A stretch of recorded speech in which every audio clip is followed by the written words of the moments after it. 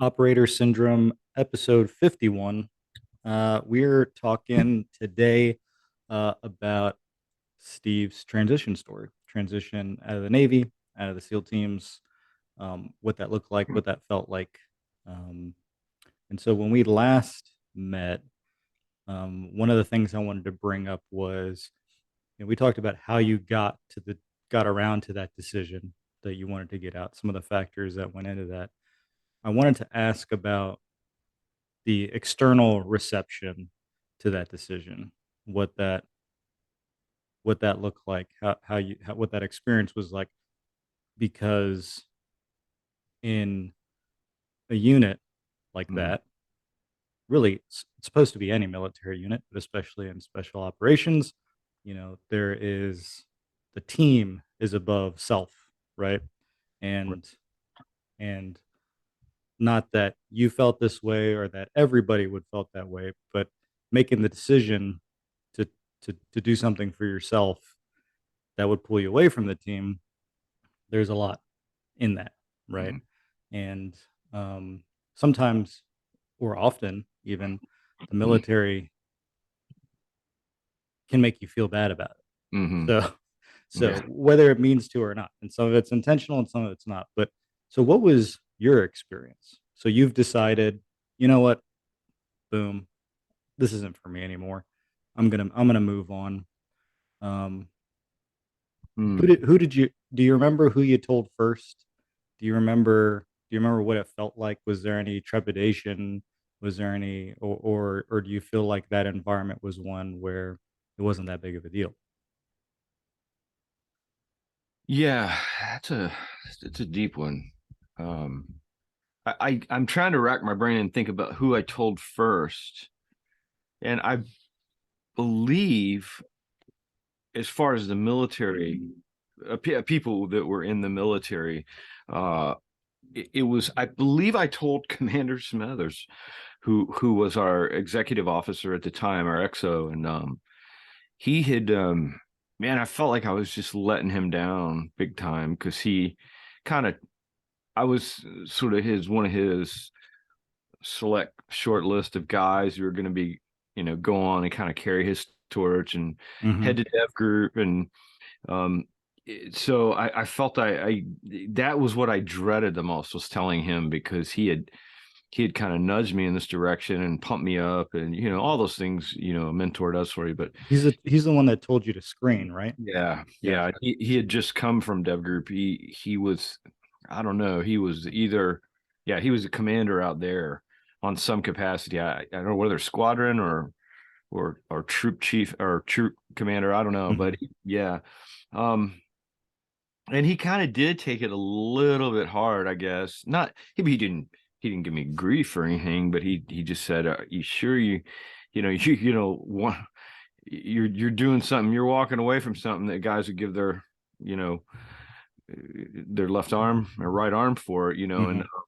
and it was kind of weird too, because, and I'm not trying to make this sound all sensational, but like, okay, so out of about 1,500 shooters on the West Coast, I think seven of us got orders to dev group. And so I mean, even around my team, there are two of us from my team that were going to team five. And I mean, you could see it in people's, like, oh, like almost whispering, "Hey, that guy's going to dev, that guy got orders."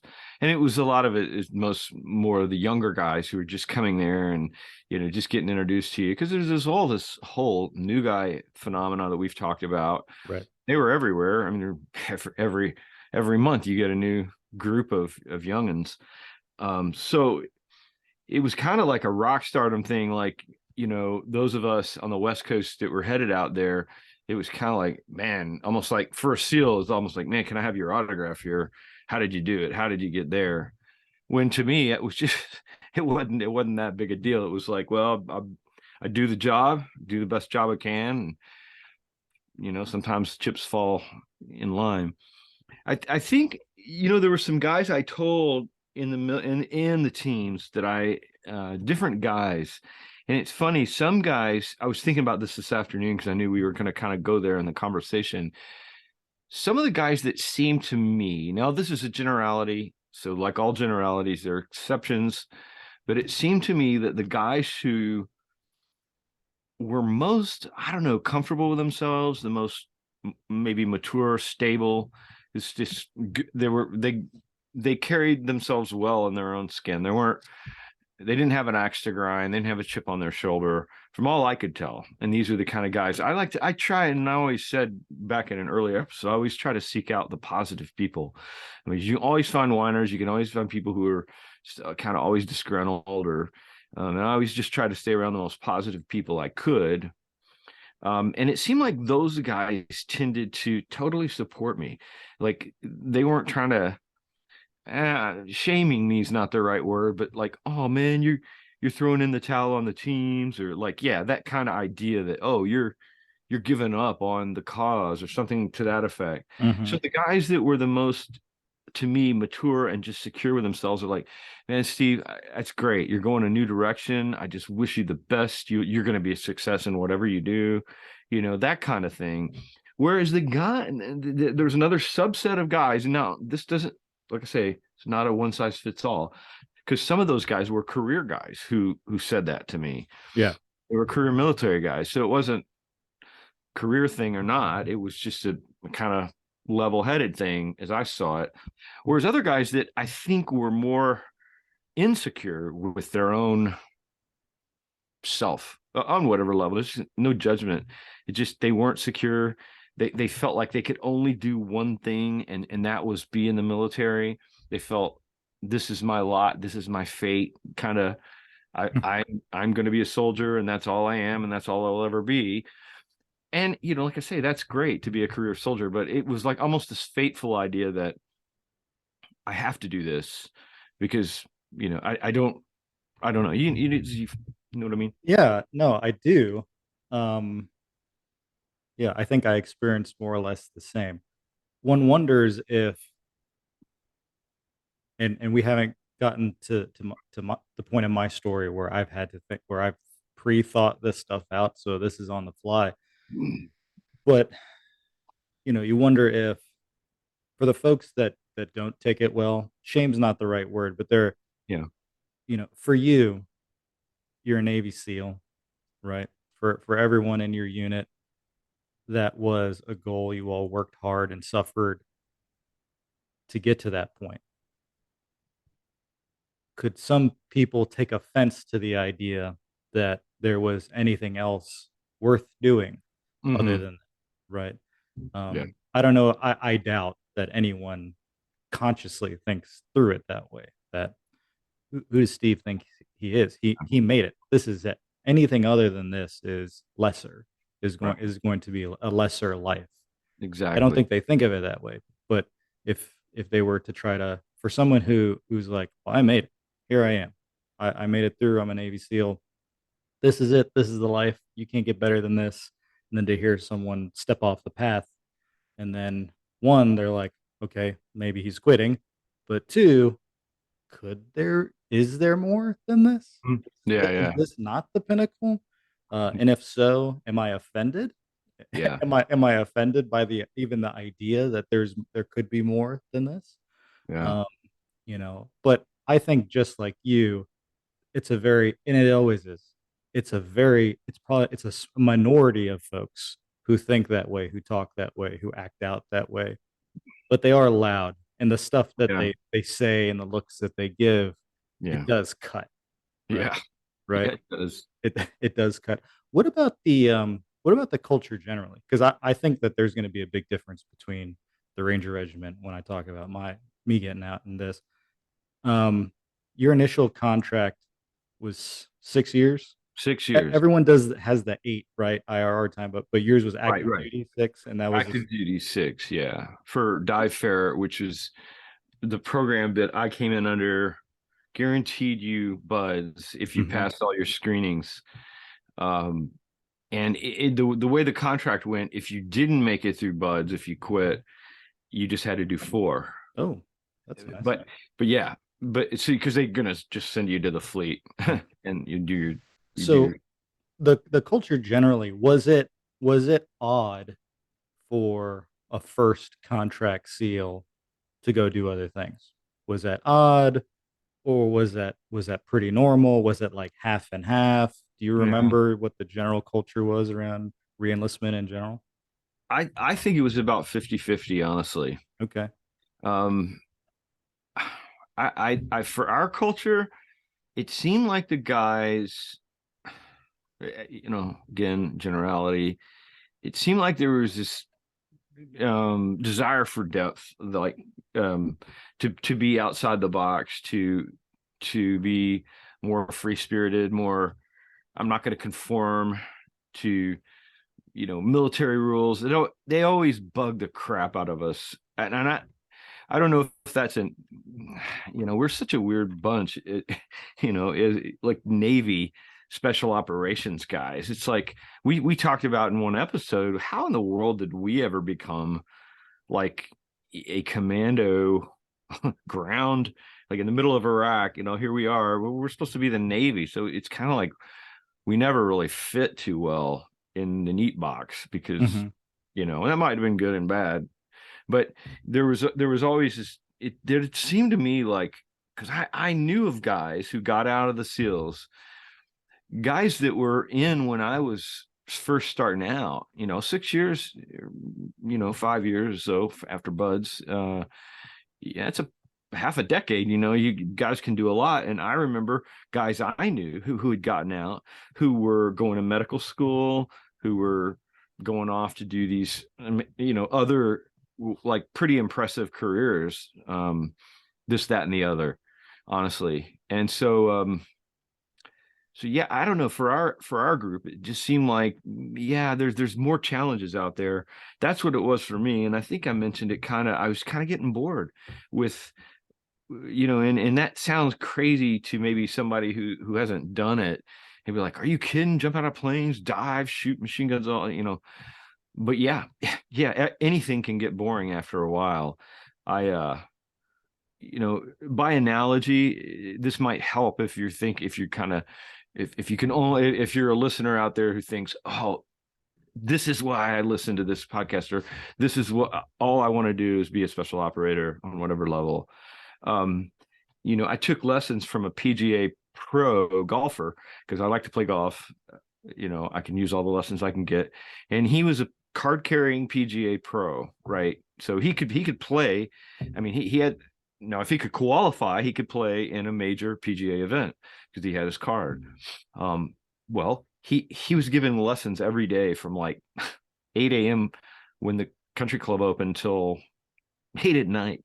And I mean, I like envied the ability he had to play golf. I mean, it was unbelievable. He could like dial a shot, it just ridiculously. I'm like, man, how do you do that? That I would give anything to be able to do that.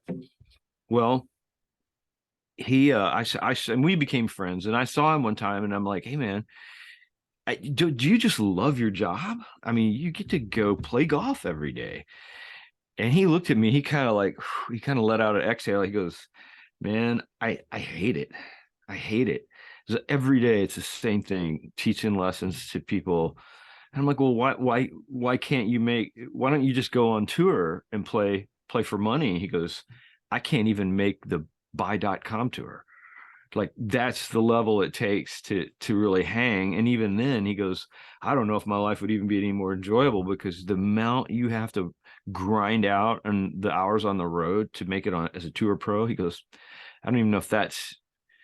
And so it was just kind of a step back and go, whoa, yeah, everything can become a grind at some point. And when it does, I've always been the kind of person to be like, well, I'm going to move on.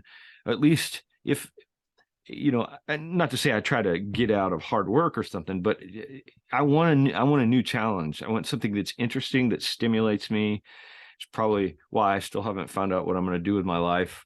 I mean, I'm taking lessons right now to become a pilot, to get my private pilot license, because I thought it'd be cool to fly a plane. I mean, just there's always a new mountain to climb. So Hmm. for me, yeah, it was just kind of that mentality. And I was always gravitated to the guys that didn't seem to have any kind of hesitation to just go after the next great thing, whatever that was. It might be military for that matter, but it was, Right. yeah, they weren't holding back. They weren't. assuming that they were just a certain posture was always all they were ever going to be. So I don't know if that helps. It does. Once once the unit figures out you're a short timer now, Hmm. about how long in between you go in public with, "Hey, I'm out of here," and you actually hitting the streets? About how long was that? It was about it wasn't that long because I didn't want to play my hand too early because of Mhm. those very reasons. I mean, I always say just keep For your card. those who don't know, Yeah. let's talk about that. Yeah. So, worst case scenario, you're loud and proud about getting out. Screw this place. Screw all Yeah. of you. Screw the Navy. I'm out of here. I'm gonna go do great things. Yeah. What are the type, again, for those who don't know, what are the type of issues that could befall a person in that situation? Well, yeah. You well, just there's this just the grief in general that people can give you, like we give each other, a little. So hopefully, it's most of the time it's playful, but it can be a pain in the butt when people are really just constantly, nagging you or saying things under, to get under your Yeah. skin or like, yeah, short time or hey, enjoy civilian life. I guess you didn't have what it takes to hang with the real soldiers and, all this kind of stuff that it's just like, oh, ha ha, okay. But after a while, it kind of wears you down. There's that, and then there's crap, man. Are they gonna send me on some crap detail? Because Yeah. there's all kinds of things that I would prefer not to do. I was in training, and thankfully I stayed in training. But I think I think toward the end they wanted to start working a new assault lead instructor in assault. So I kind of I went from the head of assaults to now I'm just kind of an auxiliary training person. And so I'll go out on dives, I'll go out on final training exercise or whatever, just to be a grader or another body, a warm body out there to Hmm. watch. And so that was kind of a notch down, I guess. But I understood it though. I didn't have any resentment because, yeah, they got to get somebody in there and get them up to speed. And I think I worked with them a good bit. The person who took my spot. So just shit details you don't want to get on Duty. duty. Yeah. Yeah, that was a big one. I don't remember it being excessive. Like, okay, you've got watch like every other night now, from the 8 to like 2 watch or something like that. Hmm. Um, And for anyone who doesn't know, so duty, staff yeah. duty, whatever you want to call it, it's every unit has basically like a front desk, Yeah. or conceptually like a front desk, and you've always got it manned. You got Mhm. someone sitting there. You got I think you got one from each, right? You've got an officer Yeah. assigned. There's Officer in An charge. NCO assigned, Yep. and then you've got a runner usually who's Right. junior enlisted, and those are, at least in the army, those are 24-hour shifts. And as soon as, generally what happens is, you'd like everyone who's able-bodied and part of the team to be working, right? So what happens is those shifts for duty are then staffed by people who are injured, Hmm. waiting for something, disciplinary problems, Yep. um, Waiting to or get just out. the dude who said he was on his way out, and now, Short timers. okay, well, you don't need to go to the range anymore, there, Steve. So why don't you go Yeah. ahead and stand watch? So, Yeah. but there was something you just said that I But it wanted. was about 2 months, I think. 2 months, okay. So that, yeah, that's pretty short. Man, what did you just say? Something I wanted to pick up on. Oh yeah, you were talking about stepping aside, because we want to cover, it's mind, body, and soul, right? It's operator syndrome, the things that start to get at you. So Yep. first, you've got the people that are giving you grief.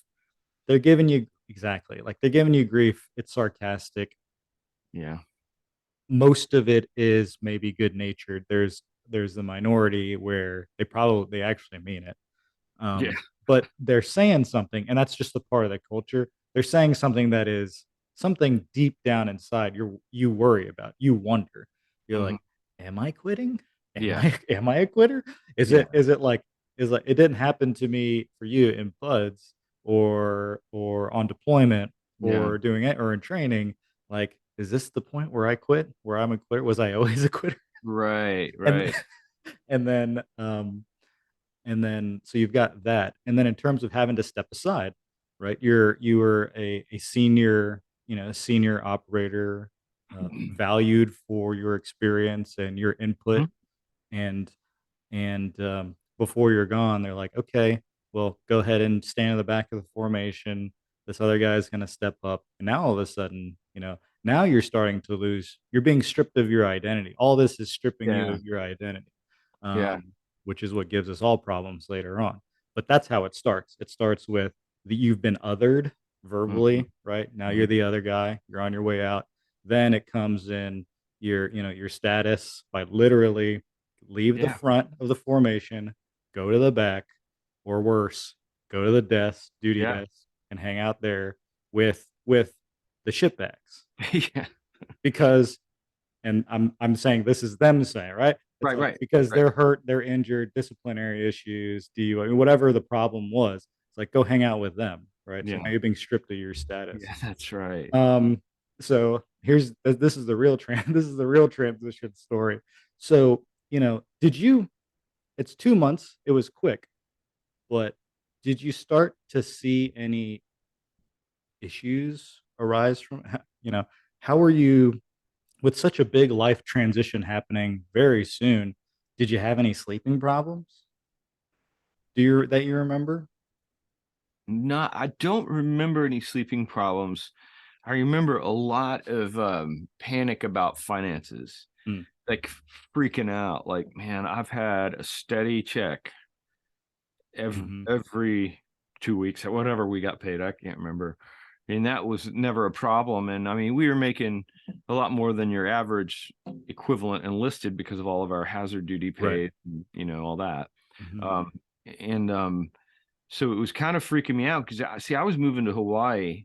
I had decided to move to Hawaii. I thought in my great experience, my vast experience at 25, that I'll go to the University of Hawaii and live in paradise and surf the North Shore and just do stuff, just live the romantic life. Well, that came crashing down on me real quick because of how expensive Hawaii was. I couldn't believe it. I dated somebody out there and it was just I couldn't do it. I mean, my GI Bill would be gone in like a year. I needed it to pay for all of my college.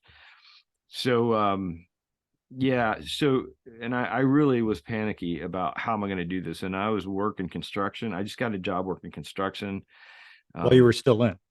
no, Okay, when when I you got got out, out. okay. Yeah, right when I got out.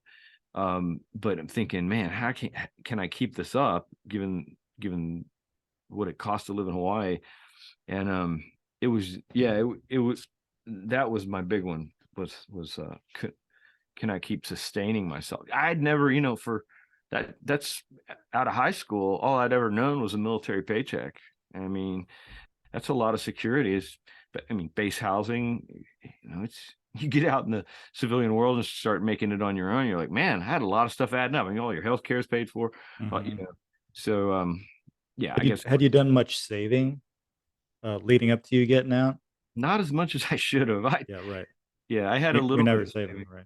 No, yeah, I didn't have near what I ought to have had, but yeah, that was um yeah, it was just that whole weird feeling of and I mentioned I alluded to it in the previous episode, I think, when I got out. I mean, 1 minute, I'm going to Dev Group and I'm something of a I felt needed, I felt valuable. I felt like, man, I can do something that not a whole lot of Joe Schmoes can do around this place. And then the next thing you know, I'm just out with a bunch of geezers laying concrete block. Um, Mhm. it was just like, whoa, really? What? And it just those weird feelings like, well, maybe those guys were right. I just did throw my life away by getting out and wanting to go to college, and all those conflicting voices is the worst part. You're like, God. Now, I'd like to say something too that for operators out there, and especially with an eye toward operator syndrome. And this gets a little bit philosophical, but there's one thing that I've found in my life that's helped me more than it's way up there. It's like life-saving idea. And that is there's this thing called essentialism. It's a view in philosophy. It goes all the way back to Plato, the Greek philosophers. That there is this essay. This is where you get essential. Essay is like it's an essential being, right? And it's really messed up. It's really messed up. And it plays out on a lot of different ways. It can be religious, it can be ideological, it can be so many levels. What I'm talking about is what's called psychological essentialism. And it's this notion that there's only one proper way to be. Okay. I'm either this or that. I'm either a success or a failure. I'm either a soldier or I'm a civilian. And it's, and when it gets messed up in political ways, religious ways, because at the end of the day, there is no essential anything. I'm a valuable person with all my faults. I'm a valuable person. I'm neither this nor that. I don't want to be, I don't want to have a label put on me. I don't want to be fit into a neat box because none of us are that simple. We're all complex creatures and we're all beautiful creatures. And, you know, to think that, well, I, I've got to be quote unquote a Marine. I've got to be a Navy SEAL because that is what it means to be valuable. Bull. There's there's crap Navy SEALs, there's crap Marines, there's awesome SEALs, there's awesome Marines. There's no category. And so I think for guys out there that might be struggling, or gals out there that might be struggling to think all my identity, all my valuable stuff was caught up in what I did in the military, not at all. You did very important stuff in the military. But that's not to say you can't do equal or exceedingly invaluable and important stuff as a civilian, as whatever you choose to be. But there's not this essentialist like, oh, you're this or you're that, because where it goes is, well, I'm either a failure or I'm not. No way. We all have struggles. We all have ditches we got to climb out of. But man, I hope that resonates a little bit. It does. It does with me, at least. I hope it does for everyone. Yeah, I think that y- as part of that is we've all met someone who couldn't let go of the identity, and it doesn't have to be military related. sure. It could be any. It could be that PGA pro, right? Or Hmm. or it could be anything.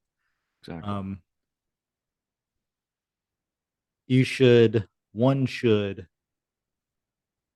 forgive themselves for slipping into it to begin with, right? Hmm.